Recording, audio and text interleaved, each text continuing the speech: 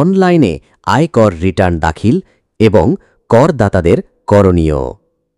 গত ৪ আগস্ট ২০২৫ সোমবার থেকে শুরু হল ২০২৪-২০২৫ আয়বর্ষ অর্থাৎ ২০২৫-২০২৬ কর বর্ষের অনলাইনে আয়কর রিটার্ন দাখিল করা। করদাতাগণ ৩০ নভেম্বর ২০২৫ পর্যন্ত এবং ক্ষেত্র বিশেষে সংশ্লিষ্ট কর কমিশনারের অনুমতি সাপেক্ষে আরও ৯০ দিনের মধ্যে কোনরূপ জরিমানা ছাড়া রিটার্ন দাখিল করতে পারবেন। অনলাইন রিটার্ন কি?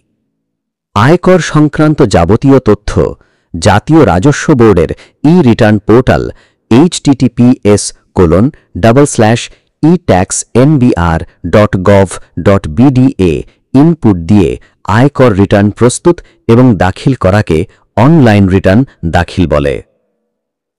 কাদেরকে অনলাইনে আয়কর রিটার্ন দাখিল করতে হবে? জাতীয় রাজস্ব বোর্ডের ঘোষণা অনুযায়ী এ বছর স্বাভাবিক ব্যক্তি ইন্ডিভিজুয়াল শ্রেণীর সকল করদাতাদের অনলাইনে আয়কর রিটার্ন দাখিল করা বাধ্যতামূলক করা হয়েছে। কারা অনলাইন ছাড়াও অফলাইনে আয়কর রিটার্ন দাখিল করতে পারবে? নিম্নোক্ত করদাতাগণ অনলাইন ছাড়াও কর অফিসে যেয়ে আগের মতো অফলাইনে বা কাগজের আয়কর রিটার্ন দাখিল করতে পারবেন।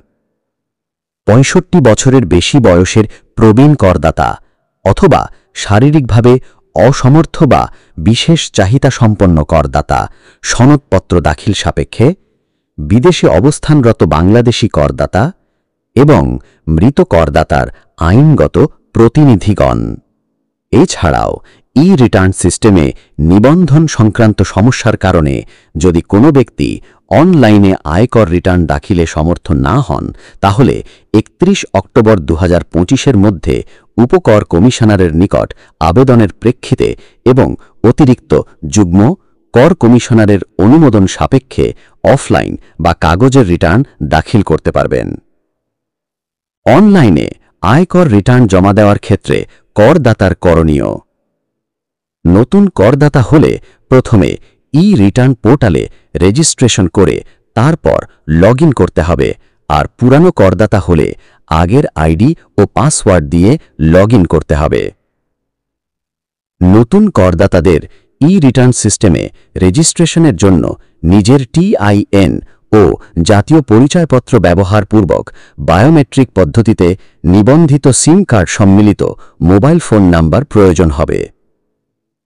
ই-রিটার্ন পোর্টালে তথ্য ইনপুট দেওয়ার আগে সকল ধরনের তথ্য সংগ্রহ করে নিন এবং আয়করের একটা খসড়া হিসাব করে নিন।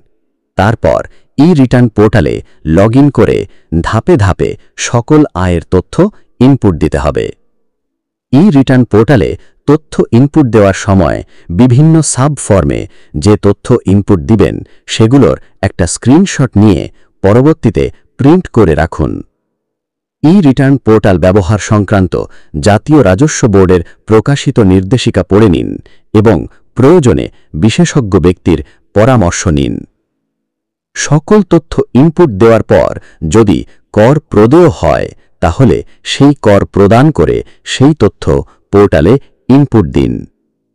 পরিশেষে সব তথ্য সঠিক থাকলে আপনার রিটার্ন দাখিল করুন এবং অ্যাকনলেজমেন্ট স্লিপ, আয়করের সার্টিফিকেট এবং রিটার্নের কপি ডাউনলোড করে সংরক্ষণ করুন ও প্রয়োজনে প্রিন্ট করে সংরক্ষণ করুন। অনলাইনে আয়কর রিটার্ন জমা দেওয়ার ক্ষেত্রে করদাতার দায়িত্ব। মনে রাখবেন, অনলাইনে রিটার্ন দাখিলের ক্ষেত্রে করদাতাদের দায়িত্ব আগের তুলনায় অনেক বেশি। অনলাইনে রিটার্ন দাখিলের পর প্রিন্টকৃত অ্যাকনলেজমেন্ট স্লিপ, আয়করের সার্টিফিকেট, রিটার্ন এর কপি, কর প্রদান করলে চালানের কপি এবং সকল প্রকার সাপোর্টিং ডকুমেন্টস নিজের কাছে সযত্নে সংরক্ষণ করুন। এখন থেকে যেহেতু সকল রিটার্ন ডিজিটাল পদ্ধতিতে অডিটের জন্য নির্বাচিত হবে, সেহেতু আপনার রিটার্নটিও যে কোনো সময় অডিটের জন্য নির্বাচিত হতে পারে, আর তখন কর অফিস আপনার আগের দাখিলকৃত রিটার্নের তথ্য যাচাই করার জন্য পুরানো সকল তথ্য চাইতে পারে। প্রয়োজনে 096-371-711-71 নম্বরে কল দিয়ে ই রিটার্ন সম্পর্কে বিভিন্ন তথ্য জানতে পারবেন।